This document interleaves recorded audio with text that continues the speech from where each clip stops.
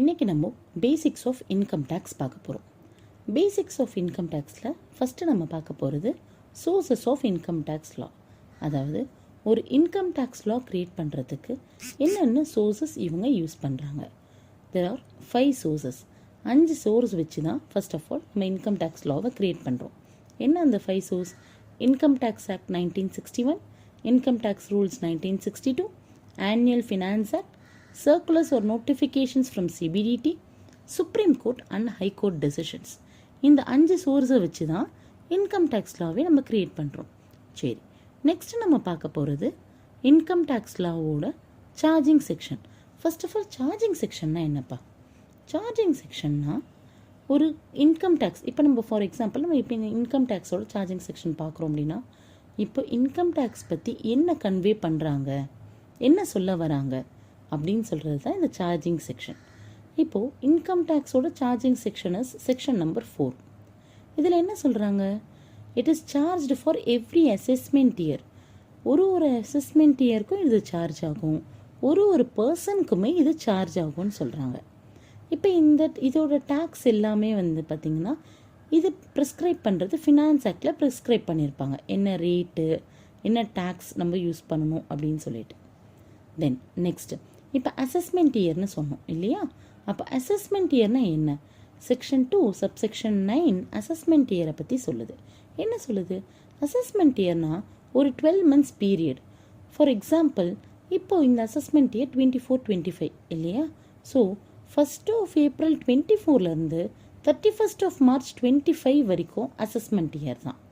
சரி, இந்த assessment year ஏன் நம்ம பார்க்குறோம்? ஏன்னா இன்கம் ப்ரீவியஸ் இயரோட இன்கம் ஏர்ன் பண்ணது எல்லாமே அசஸ்மெண்ட் இயரில் தான் நம்ம அசஸ் பண்ணுவோம். அப்போ தான் நம்ம டேக்ஸ் பே பண்ணுவோம் இல்லைங்களா? அப்போது ப்ரீவியஸ் இயர்னால் என்ன நம்ம பார்க்கணும். செக்ஷன் 3 ப்ரீவியஸ் இயரை பற்றி சொல்லுது.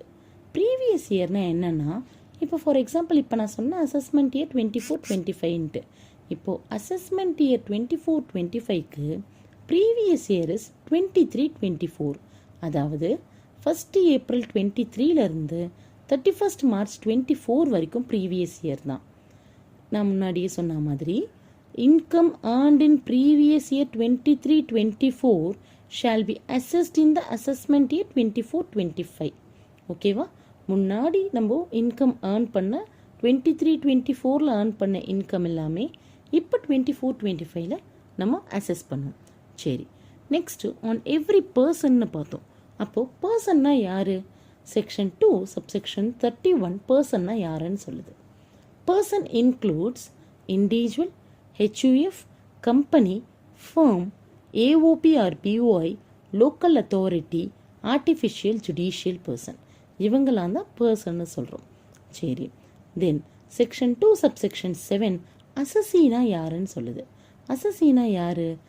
இன்கம் டேக்ஸ் ஆக்ட் 1961 பிரகாரம் who is liable to pay ஏதாவது டேக்ஸ் இருந்ததுன்னா, யார் ஒருத்தர் டேக்ஸ் பே பண்ணணுன்ற ஒரு மேண்டேட்ரி இருந்ததுன்னா அவங்க தான் அசஸி.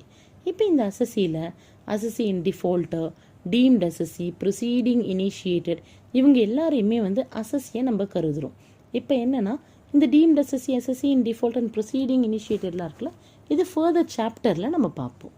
Okay, thank you.